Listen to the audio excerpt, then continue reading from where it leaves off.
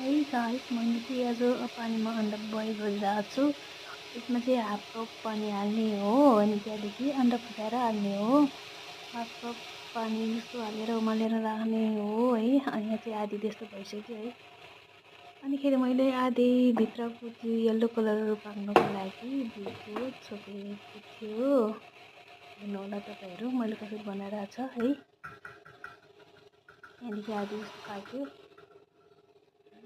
मैले भनेको राम्रो भएछ। 2 मिनेटको लागि राख्ने हो। अनि राम्रो लाग्यो भने लाइक गर्नु, सब्सक्राइब गर्नु है।